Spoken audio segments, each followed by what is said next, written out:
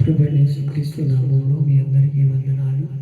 నా దేవుని నామములో మీ కుటుంబాల్లో నిండాలుగా దీవించునుగాక. ఈరోజు ఒక వాక్యాన్ని చదువుకొని ముందుకు నడవాలని దేవుని సేవకుడుగా మీ అందరినీ కోరుకుంటున్నాను. అందరూ కూడా క్రిస్మస్ ఆరాధనని జరిగించుకుంటున్నారు. ఎవరికి తోచిన తనంతో వారు పండుగ జరుపుకుంటున్నారు. మన దేశంలో కూడా కాదు, ప్రతి దేశంలో కూడా, అన్ని దేశాల్లో కూడా పండుగ జరుపుకుంటున్నారు. ఎందువలన దేవుడు క్రిస్మస్ రోజున పుట్టాడని అందరూ కూడా క్రిస్మస్ పండుగ కావాలని క్రిస్మస్ పండుగ జరుపుకుంటున్నారు. ఇక్కడ ఒక స్త్రీని చూద్దాం. ఈ స్త్రీ అంట ఆయన కడుపులో తల్లి గర్భంలో ఉండగానే ధన్యురాలైందంట. ఆమె గురించి కొన్ని లేఖనాలు బట్టి తెలుసుకుందాం. లూకాసు వర్తమానం 1వ అధ్యాయం 42వ వచనంలో అంటుంది, నువ్వు స్త్రీలలో నీవు ఆశీర్వదించబడిన దానము, నీ గర్భఫలము ఆశీర్వదించబడును అంటున్నాడు. ఇక్కడ దేవుడే వచ్చి స్వతహాగా వచ్చి రాకడ కోసం నీ బిడ్డని బిడ్డను అనుగ్రహిస్తాను, నీకు కన్యక గర్భంలో వదిలించమని తల్లి గర్భంలో ఉండగానే నిన్ను రూపించకమునిపై నిన్ను నాకు దేవుని కనాలని నిన్ను ప్రతిష్ఠించాను, ఆ ప్రతిష్ఠించని నెరవేర్చమని స్వప్నం ద్వారా ఆమెకు దేవదూత వచ్చి కనపడిచేటుంది. ఆమె కూడా ముందులు సందేహించదు. నేను ఇప్పుడు కూడా నా దేవునికి నీ చిత్తమే జరుగును కాక నా పట్ల ఎప్పుడో అని ఒక తీర్మానం చేసుకుంది. ఆమె కూడా నీ చిత్తమే నా పట్ల జరగాలి, నువ్వేది జరిగితే అది నేను చేసా ఉంచి తల ఉంచుతానని ఆ మాట ఒప్పుకొని చేసింది. ఆ తర్వాత కన్యక కదా ఆమె భర్తగా పెరియాడాలని యేసుని సిద్ధపరుస్తారు.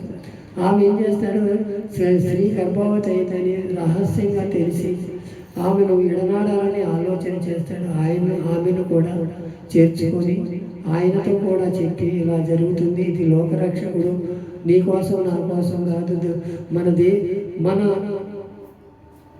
మన దేశమే కాదు ప్రతి దేశంలో కూడా లోకరక్షకుడు మన కోసం పుడుతున్నాడు.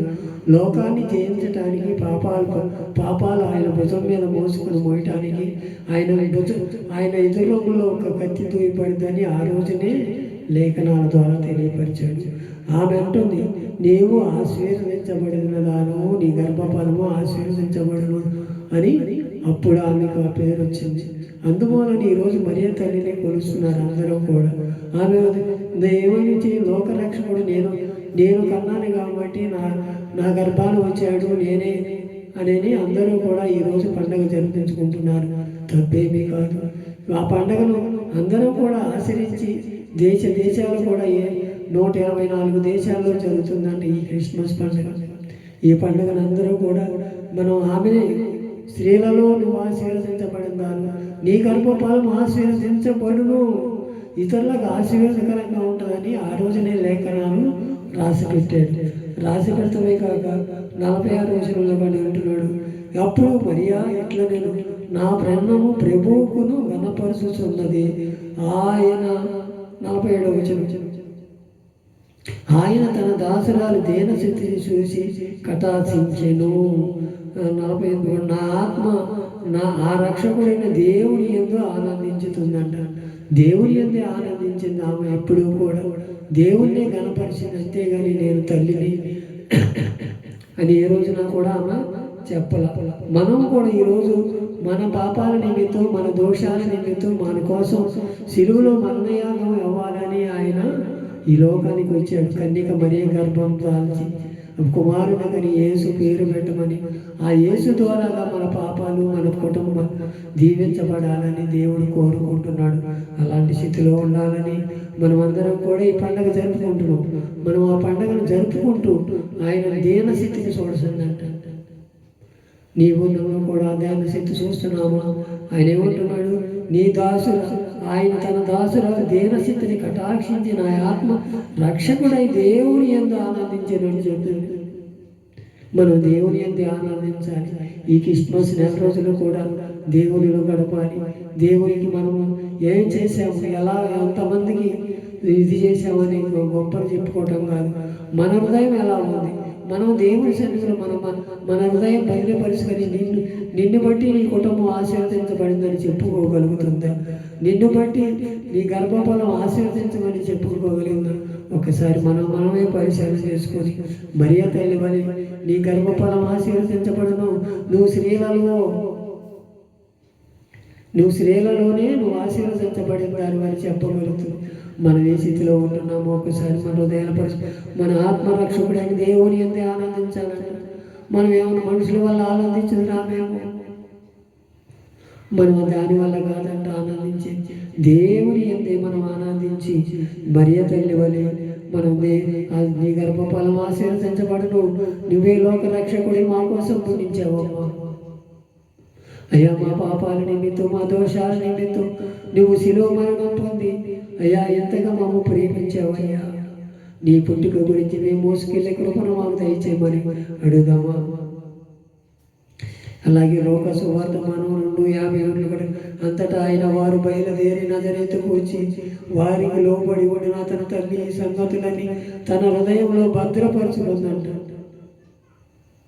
ఎంత వేదనకరంగా వెళ్ళిందో చూడు.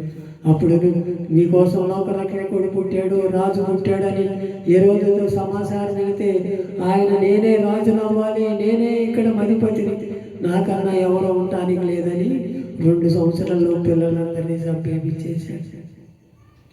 ఎంత భయంకరమైన స్థితిలో నుంచి మనల్ని ప్రేమించాడో చూడండి. ఆయన మన హృదయాలలో ఉంచి భద్రపరుచుకున్నాడు. మనం ఆయనతో ఎలా ఉండాలో ఒక్కసారి నువ్వు సమస్తము ఆయన మన కోసం బాగు చేసి ఉన్నాడు. ఆయన మనకు లోకరక్షకుడై ఉన్నాడు. మనతో పాటు జీవించాడు 33 సంవత్సరాలు. మన బాధలు, మన ఎరుకలు, మన ఇబ్బందులన్నీ కూడా ఆయనకన్నీ సమస్తము ఎరిగి ఉన్నాడు. ఆయనకు మనము ఏమిచ్చి మనం రుణం తీర్చుకోగలము? ఈ క్రిస్మస్ ఆరాధనలోనన్నా ఆయనను ఆరాధిస్తే, ఈ క్రిస్మస్ ఆరాధనలోనన్నా మన ఇతరులకు ఆశీర్వాదకరంగా మార్చబడితే, మన కుటుంబాలు కూడా దీవించబడతాయి, మన కుటుంబాలు కూడా ఆశీర్వదించబడతాయి. నిన్ను బట్టి నీ కుటుంబం ఆశీర్వదించబడాలి, నిన్ను బట్టి నీ కుటుంబం దీవించబడాలి. అంతేగాని ఒకరు బట్టి ఒకరు ఏది జరగదు. దేవుడే ఈ కార్యం చేయాలి. మరియ వలె మనం చెప్పుకోగలవు, స్త్రీలలో నువ్వు ఆశీర్వదించబడినాను, నీ గర్భఫలం ఆశీర్వదించబడును అని మన లేఖనాలు తెలియపరుస్తున్నాడు దేవుడు. మనం అలా ఉండగలుగుతున్నామో లేదో ఒకసారి మనం కలిసి, నా ఆత్మరక్షణ కానీ ఆ లోక రక్షకుడు నా కోసం పుట్టి ఉన్నాడు. లోకాన్ని జయించటానికి మనం ఏం చేస్తున్నాం, మనం ఎలా ఉన్నామని దేవుని సన్నిధిలో మనం ప్రార్థన చేయగలుగుతున్నామా? ఒకసారి మన హృదయాలు పరిశోధించుకుందాం. మన కోసమే కదా ఆయన వచ్చింది. నీ హృదయం అనే దేవాలయంలో నేనుంటానని వాగ్దానం చేసిన దేవుడు. మనం ఆ హృదయాన్ని చేర్చుకోగలుగుతున్నామా? మనం ఆయన ఒకసారి మనకు తలుసుకుని, నీ గర్భఫలం ఆశీర్వదించబడును, నువ్వు స్త్రీలలోనే ఆశీర్వదించబడినారు అని ఎంత చక్కగా చెబుతున్నాడు దేవుడు. అలాంటి స్థితి నీకు నాకు కలగాలని దేవుని ఎదుట మనం మోకరించి మనం ప్రార్థన చేసుకుందాం. అందరూ కూడా ఈ క్రిస్మస్ ఆరాధనలన్నీ జయకరంగా జరగాలని ఒకరికొకరు ప్రార్థన చేసుకుందాం, ఒకరికొకరు ఆతిథ్యం ఇచ్చుకుందాం. ఒక లోక రక్షకుడు మన కోసం వస్తున్నాడు, లోకాన్ని జయించేవాడు మనతో ఉన్నాడని చెప్పుకోలే కృపను మనకు దయచేయమని నా ప్రభువును రక్షకుడు యేసుక్రీస్తు నామమున ప్రార్థించి విన్నవించి వేడుకొని